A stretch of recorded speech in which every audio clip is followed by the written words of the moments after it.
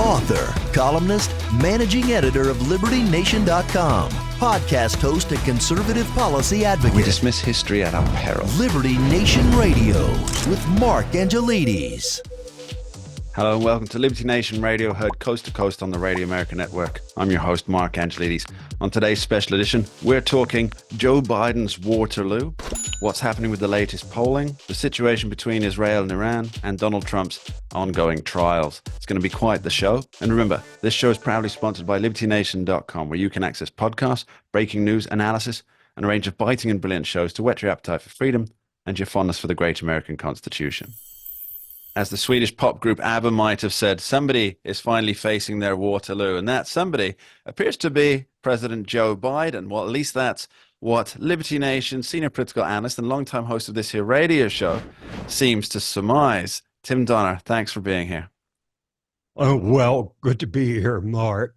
And are we not going to have you sing Waterloo from ABBA? That will be at the end, so make sure you stick around. So that people can turn off. That will honestly be at the end, okay. Promise. That's good. No judgment. So, Tim, you wrote a fantastic piece on the page of LibertyNation.com asking whether the Israel conflict will be Joe Biden's Waterloo. And it was a very fiery piece that I was thrilled to read. I really felt it hit every element of political analysis that and really helped shape a few ideas that were unformed in my mind. So I do recommend that everybody goes and reads that. But could you give us a brief outline of why you think this moment in time might be Joe Biden's Waterloo as opposed to all the other potentials? Well, I will admit that writing about, hearing about, thinking about progressives tends to by itself raise my blood pressure. That said, people will say, I think, look, there's so many things that are basic, like the economy, like the border, which is now in crisis, even by the admission of Alejandro Mayorkas, the DHS secretary. The crime continues unabated, and now you've added a layer of migrant crime on top of it from people who have nowhere to go, nothing to do, and nothing to lose.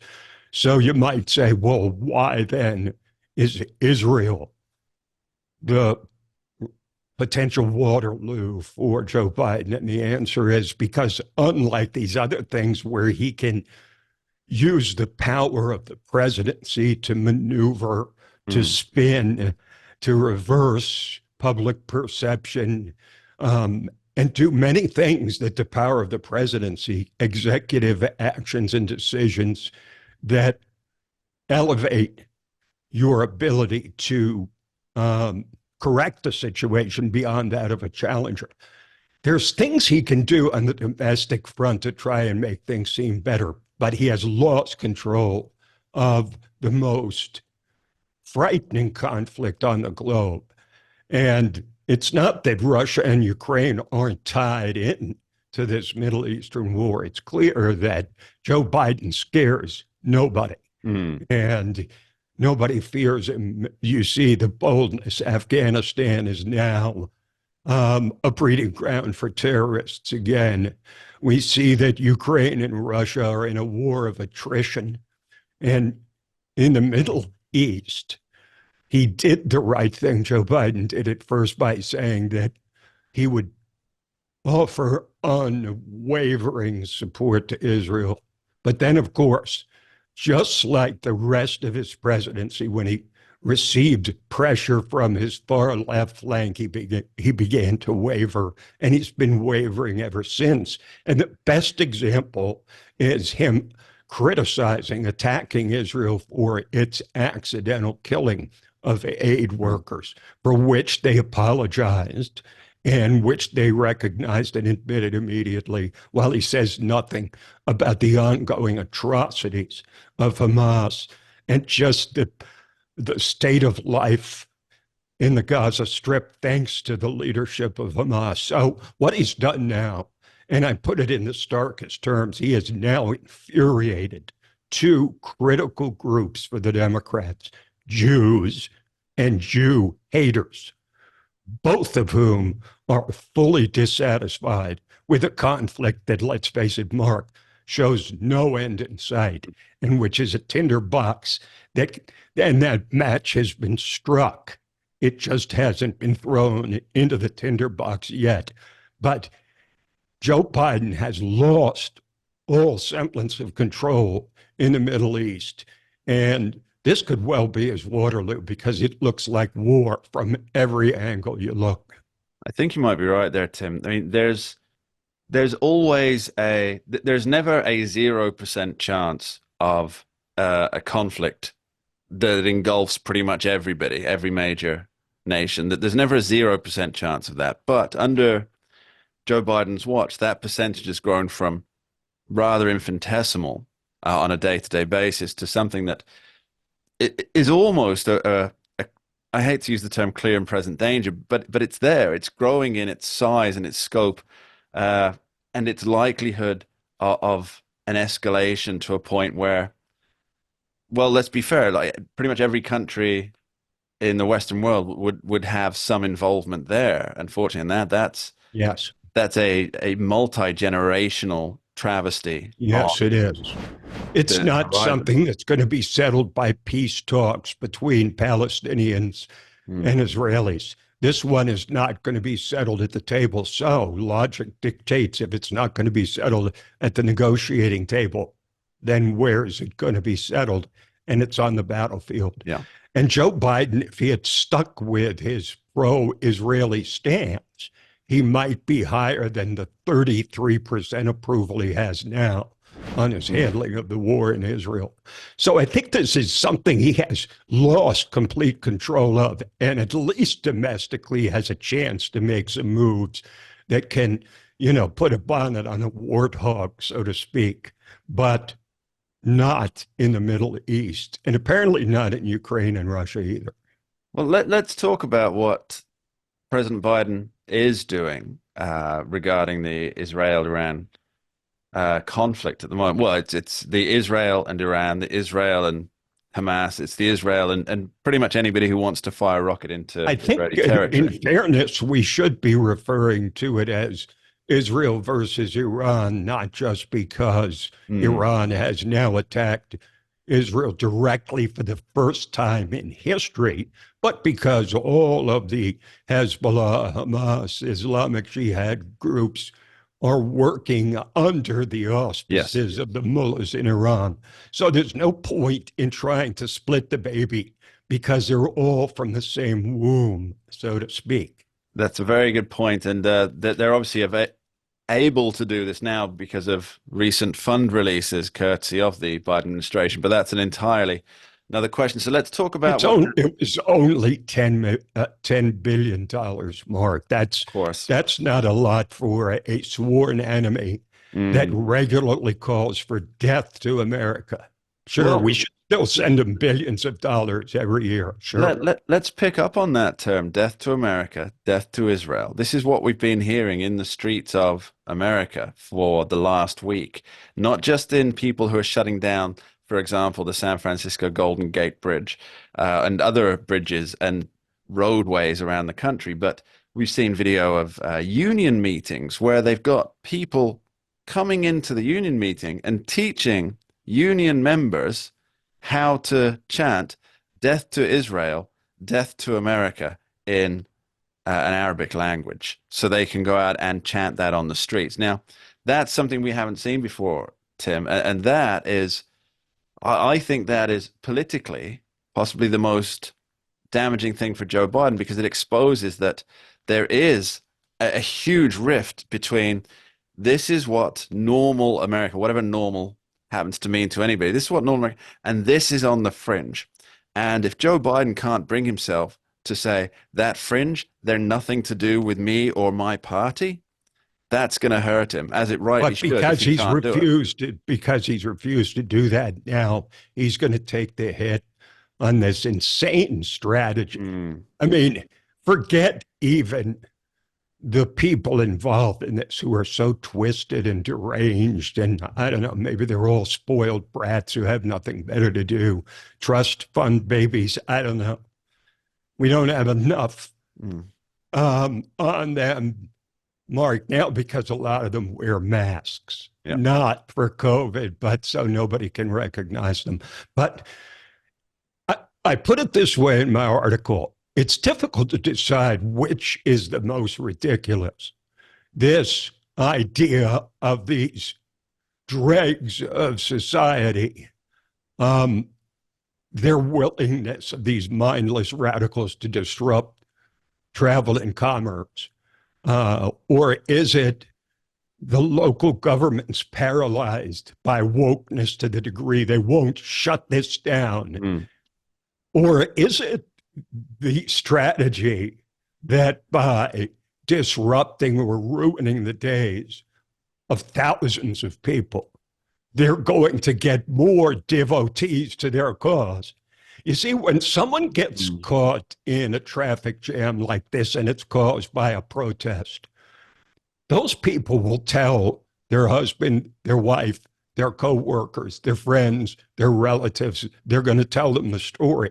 And all of those people are now going to be less inclined to vote for the party that allows this to happen. It's an insane and grossly ineffective strategy. But it's all because Joe Biden is so weak that he cannot stand up to the progressive fringe, far left, culturally Marxist, socialist fringe of his party. Tim Donner will be right back with you after this short break, talking what those fringe numbers mean. Don't go anywhere.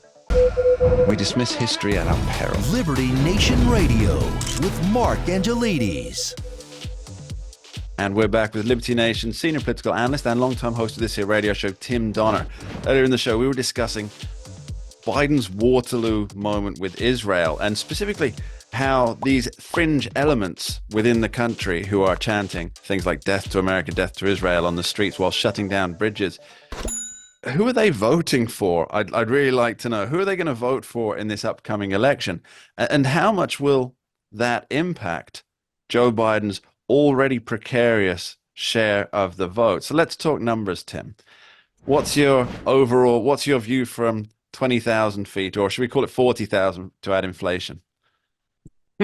Well, I think that some normal Democratic constituencies are starting to come home to a small degree, so that Trump's once really his lead at one point was almost outside the margin of error, has now come down to a very skinny number nationally. Yeah, however, nationally, he's ahead or virtually tied in all 7 battleground states, Wisconsin being the only one that's pretty much a toss-up. Pennsylvania is very close. But, we might as well look at those numbers. But beyond that, it seems to me, Mark, that we should look at the underlying numbers, which means satisfaction level with the economy, with crime, with the border, with foreign wars, and with abortion, and on all of those issues. The only one where Joe Biden even comes close to Donald Trump is on abortion, and even that gap has been narrowed somewhat. So I look at the underlying crosstabs in this, and I look at the underlying underbelly underneath the numbers on top, and I don't see any improvement for Joe Biden in those. And if he expects to come back and win this election, he's going to have to do something to boost his numbers among young people and minorities. And that's why he's buying off young voters with another round of student loan forgiveness, which, of course, will once again get shot down by the Supreme Court, but they don't care. If they get some votes in the short term and push it off to after the election, then they'll get what they want. So it's all about political timing there, isn't it? So yes. Once Joe Biden goes ahead with this, then the court has to it will have to be challenged through a series of steps without getting to the Supreme Court. By the time they break up their session in, I guess it's June, they break up for the term, and they're not back until October, which is right before the election, and many of the mail-in votes will have already gone in by then anyway. So it doesn't matter if Joe Biden's latest gambit with student loan relief, which, let's be fair, it's can I buy your vote for this much money off your existing debt? Um, which Do I hear 1,500, 15, do I hear $20,000 for $2,000? some of them, and others who Raffle have off. enrolled in his programs might be even more. But yeah, it doesn't matter if that turns out to be unconstitutional, and then the people do not get their money because they've already well, I Course say they're their not going money. to get What a it. Yeah. terrible way to put it. They do not get the money that Joe Biden has promised them, They courtesy do of the not taxpayer. get the Yeah, taxpayer-funded bailout. yeah. That's what it is. It's We all pay for mm, their bailout. it's That funny, isn't puts it? it in the most realistic terms for people to understand. It's funny, isn't it? Because the same people who are requesting or hoping that this bailout will come, this taxpayer funded bailout, are the same ones who were arguing against the banks' taxpayer funded bailouts before. But yeah, let's dig a little bit deeper into some numbers then. You say it's about the underlying issues, and I agree completely. I don't think that Joe Biden can really do much about the border right now without doing a complete volte-face and saying, not saying, because obviously he wouldn't, but enacting the same policies that Donald Trump had in place that Joe Biden dismantled pretty much from his first day in He office. may not do that, but he could. He could. I don't think he will. And then there's the economy. Now, it actually looked like the rate of inflation was coming down, which obviously doesn't in any way impact the cost of goods. They've gone up, they're staying up. There's no way they're going down from now. So whatever you're paying for eggs now is what you're going to be paying, the minimum you're going to be paying for eggs forever into the future. But it looked like it was coming down. But then the latest reports say, no, that's going back up. So I don't think he's going to do anything there. And then, of course, there's the Strategic Petroleum Reserve. And I hear chatter that he's about to tap into that again. Is that Well, right? he can do that, and he can also put pressure on the Federal Reserve to lower rates and position himself as sort of a quasi-populist, demanding that rates be lowered for the average American. He can do that. He can't do anything overseas. In other words, that's, as we've been discussing, there's things he could do domestically. There's nothing he can do overseas because he's been entrenched in weakness to the point that other countries are basing their strategies on that weakness. So, Tim, I guess the question that a lot of people are wondering is, with Donald Trump essentially presently stuck in court for the remainder of the campaign, what can he do to leverage the obvious and apparent deficiencies of President Biden's presidency? Well, first of all, he can do rallies outside the 9 to 5 courtroom day. He can be flown in to do rallies and then flown back to New York for the trial. But I have a bit of a different spin on this. I think that this is, in a way, the best kind of campaign that Trump can run, because let's face it, Mark, who in the country doesn't know what Donald Trump is already? By being in court day after day, he's in the headlines day after day. His persecution is in the headlines day after day. I think it helps him. That's a great take. It's very interesting. And as always, I suspect you're probably right in this. Tim Dunner, thanks ever so much for being with us today. Thank you, Mark. We dismiss history at our peril. Liberty Nation Radio with Mark Angelides. Israel under threat as Iran continues its barrage. But what is the aftermath of that, and what are the political ramifications and the military and national security ramifications from the initial attack? We're very fortunate to have with us Dave Patterson, Liberty Nation's national security correspondent. Dave, thanks for coming in. Happy to be with you, Mark. Always good to be on your show.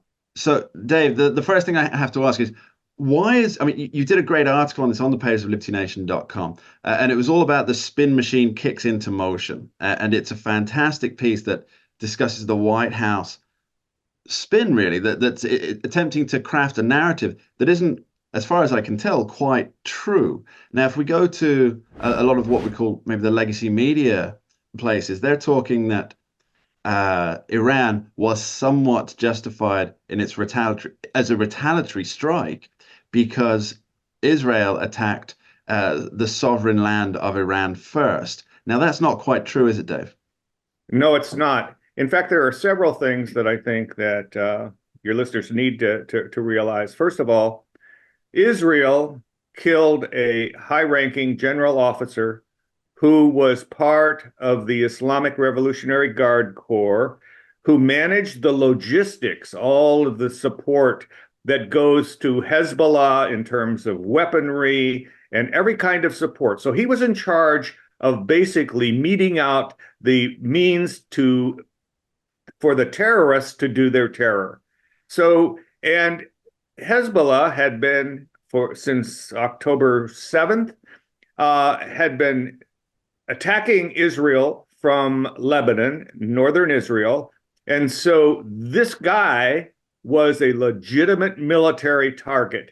The fact that he was not in an embassy, he was not in Damascus, he was not in the Iranian embassy, he was in an annex, a consular annex, having meetings with his coterie of terrorists. So a legitimate military target. Let's just dig into that for a second. So he was in an annex of the embassy, but embassies are, I believe it's frowned upon to use an embassy to plan terrorist strikes. I believe that kind of puts the embassy outside of its protected status, doesn't it?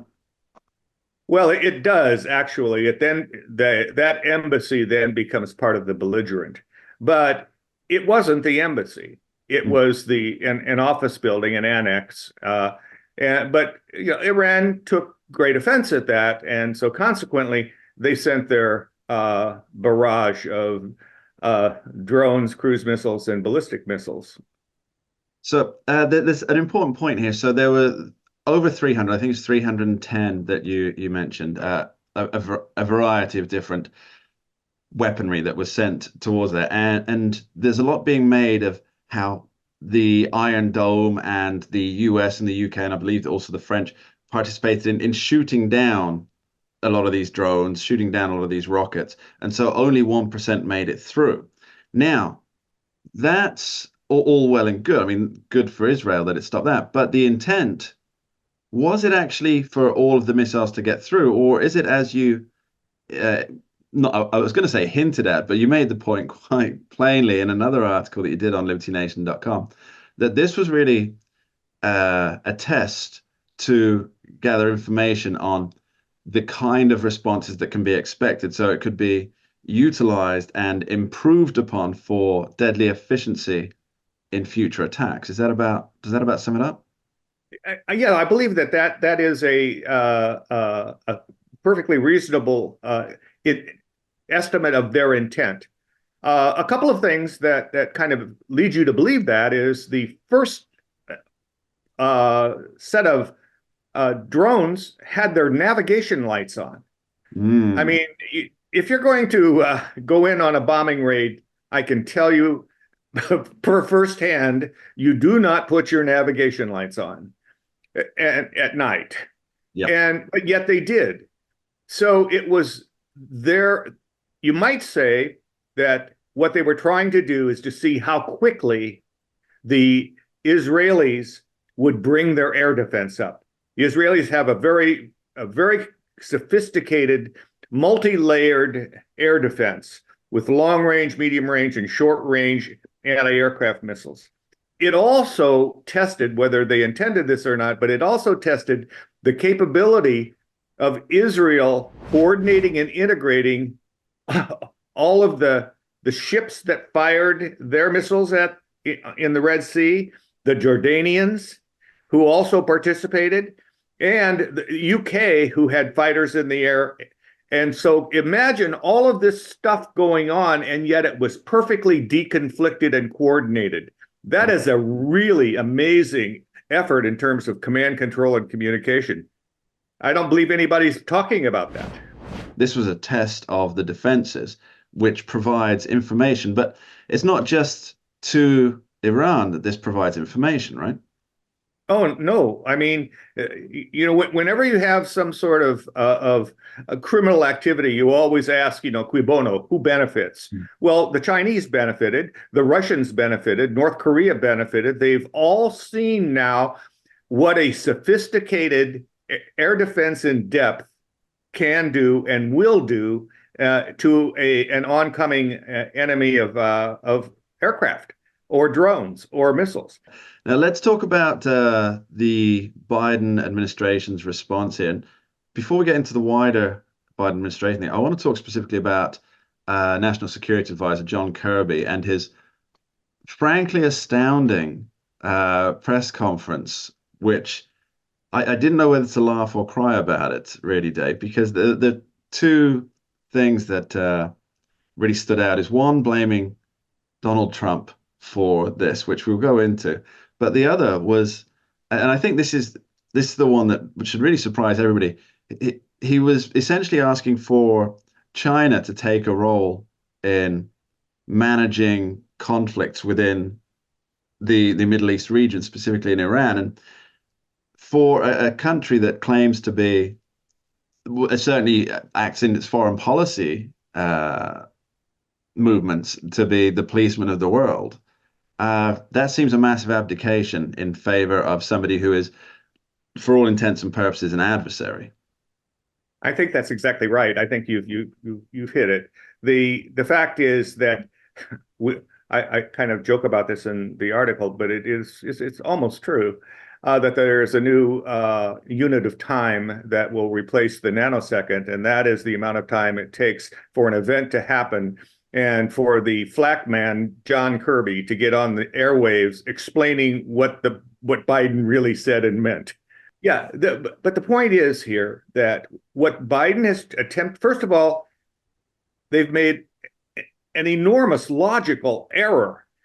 They try to minimize the attack of 310 plus missiles of various kinds and drones by saying, well, 99% of them were destroyed and the others fell harmlessly, so no harm, no foul. But that's entirely inaccurate.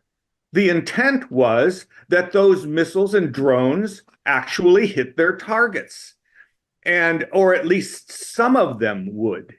And so to suggest that and to minimize that level of attack and aggression is totally reprehensible. And the other thing that I think that by being able to minimize it, they can then take the next step, which is, Prime Minister Netanyahu, you really shouldn't respond. You should take this as a win, as Biden says, and just be satisfied. Well, that's absurd. If one of those missiles had been nuclear or some form of a dirty bomb and made it through, I think that the discussion we would be having would be entirely different. And yet, it's in the very near future, it's going to be a possibility. Yeah, I guess that brings me to my last question, Dave. Is there going to be a direct retaliation from Israel?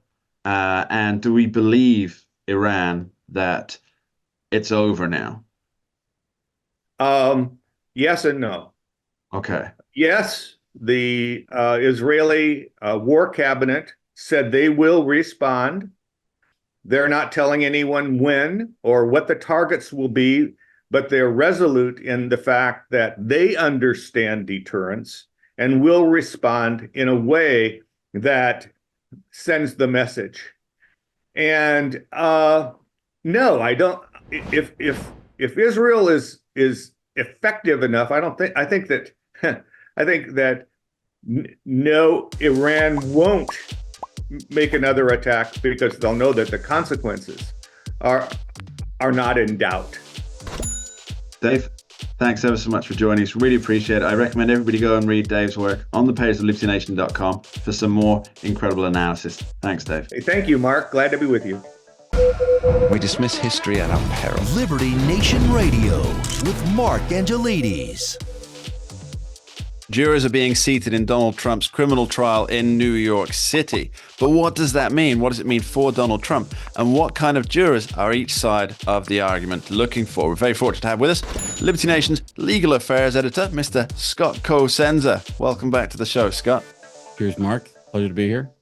So, Scott, unlike you, which is surprising seeing as you are a lawyer, but I guess that's it's too much for you. I have read some John Grisham books, and I have seen the film versions of a couple of those books.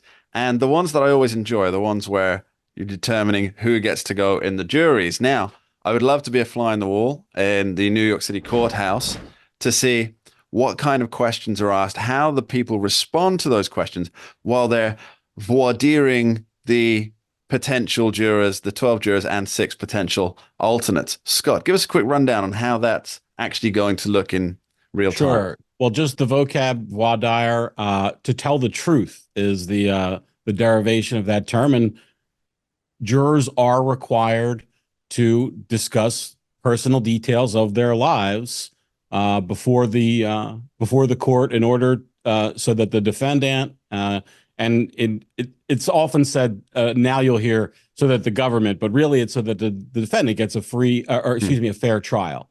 So you can't have somebody who thinks that Hillary Clinton is the sun god and who is our last great hope for humanity. Surely that was Barack Obama for many people. And well, either way, right? But you're in New York, so perhaps more likely to encounter with a Manhattan jury regarding Hillary, and then have them sit in judgment of Donald Trump if they think that he, stole an election that belonged to her or something like that. But then you can ask them just simply if they voted for Hillary over Donald Trump, because the vote is sort of sacrosanct, and we have a secret ballot vote in America, and you could vote for a person for any number of reasons. It doesn't indicate you would be biased against their electoral opponent in a criminal proceeding, right? So there are other things though that might be. So if you were, for instance, I don't know that it's exactly outing myself, but I am a firearms enthusiast. I'm a member of a number of gun rights organizations. I write about gun issues, often from the perspective of supporting individual rights and against gun control. And if I was going to be seated for a jury and the person was like the number one issue in their whole animating political career was gun control, I can expect it to be examined on these things that I've done and participated in that might indicate a bias in that area, and then that could spill over, for instance, into my judgment, which it's not supposed to. Let's be clear. This is all about, the jury is not supposed to use political bias to decide whether someone, to decide criminal liability in a case. And that's what we're up against here in Manhattan. So that's an interesting prospect there, Scott, because I think that, and I believe this is the opinion of many people, they don't believe that Donald Trump can get a fair trial, what they term a fair trial, in this particular courtroom, because the jury pool would be pulled from people who, the entire jury pool reach, I think is only 12% are pro Donald Trump. But there's let me just stop you right there and just give just a factual point for people who don't know. The entirety of the jury will be from Manhattan. Yes, because that's the sort of district that the charge has been brought in. It's a state law violation that's brought by the Manhattan district attorney in Manhattan. All the jurors must be from Manhattan. They have to reach the age of majority. They have to be citizens, and they have to speak English. And those are, the sort of requirements as to who can get on the jury. Yes. So of those people, I guess what will be looked into is not only their direct answers during voir dire, but also their social media histories, things like this, to ensure that. Oh, yes, Mark. Yeah. I mean, if somebody says, oh, no, I never said anything bad about Donald Trump or for Donald Trump. I had a Facebook account and was active on Facebook during the 2016 presidential election. And I don't think I know any of the, more than 100 other accounts that I was friends with that never posted a thing about Donald Trump. Now, just because you posted one thing once, that doesn't mean you are disqualified from the jury. But if everything that you posted, like, I could never be on a jury sitting in judgment of Hillary Clinton. I'm hopelessly and forever biased against her and would never be able to give her a fair hearing because I believe that she's such an awful person and a liar. And so there are people for whom that's true for Donald Trump, and that their Facebook posts may reveal that. So if, one meme or one joke about his hair or something like that, that's not going to be disqualifying. But if you have a pattern and practice of grousing about the government and who's president is so distinctly American, you can't say that would disqualify you. It has to be something that indicates a bias that you wouldn't be able to be fair. So whether that might be the level of vitriol with text that accompanied such a post, it's a holistic kind of examination, and social media statements and posts are likely to be a big part of it. Okay. Now, what are some of the they have released I believe it's 42 questions that are covered during a questionnaire. Yes. Yeah. So what are the most interesting ones to you as a lawyer and a political watcher? Well, I love, like you, picking a jury, the act of it, with the exception of not appreciating it in a Grisham movie, because I think that they're so far afield from, well, I don't want to get into it, the criticism there. But the whole thing is actually interesting to me. I listened to an interview last week with Camille Vasquez, who's the woman who was, I think, lead counsel for Johnny Depp and his famous trial against Amber Heard, which was, a civil trial, not a criminal trial. But the elements of picking a jury are kind of both the same thing, right? What do you want? Well, for most lawyers, and this was something that was taught to me back in law school and was discussed by the practitioner lawyers that we dealt with sometimes. Basically, the first thing you want to do is take away anybody who's a no for you, right? So forgetting about somebody who's going to be pro MAGA or want to help Donald Trump, yeah, that'd be nice. But let's first focus on who's going to kill us and not listen to the evidence just because they're so anti-Trump. There are some people. This gets into kind of a funny switch of the coin, because there are jurors who basically think that just because somebody's in the dock, just because they're accused, that they are guilty. That's something that defense attorneys face very often, is that, like, well, why would they even be there if they... Now, I don't know if Donald Trump has that exact same problem because of the publicity surrounding his existence and these charges, but for a regular defendant, that would be something that they would focus on. And so you just the first rule is you try to get people disqualified who are not going to help you, who are going to be a definite detriment to your client winning. So that's sort of the first rule. And then you get into the more sophisticated or nuanced, like for Trump, is it, does a small business owner, are they preferable to an employee of a large corporation? Or like, you can play games with yourself of thinking like, who's used to government regulation? Like, and for me, by the way, I didn't plan on using that as an example to set this up, but that's who I would want. Okay. In New York, if you have to deal with the New York City and state licensing authorities for any kind of business, whether it's, a hot dog stand on the corner to a securities company and anything in between, the idea that, an improper filing, because let's recall, Mark, these many felony charges that Donald Trump faces have to do with filing requirements and accounting requirements in the state law. And so anybody who's been frustrated by that, I might think, who also thinks in their own, in my own life, I've tried to be a good, hot dog stand owner, and yet I know there's probably some license I'm not in compliance with because they're difficult to understand and stay on top of. Will Alvin Bragg make me a felon? Right, yeah. So, Scott, we'll be covering this on the pages of libertynation.com. Make sure you go over there, check out his writings. It's fantastic, it's enlightening, and always entertaining. Scott, thanks ever so much for being with us. Thanks, Mark. And that's about all we have time for in this week's special edition of Liberty Nation Radio, heard coast to coast on the Radio America Network. I'm your host, Mark Angelides. Thanks to our guests for taking the time to come and join us and share their expertise with us. And thank you to you at home for taking the time to listen in and be part of the conversation. LibertyNation.com, free thinking, free speech. We dismiss history at our peril. Liberty Nation Radio with Mark Angelides.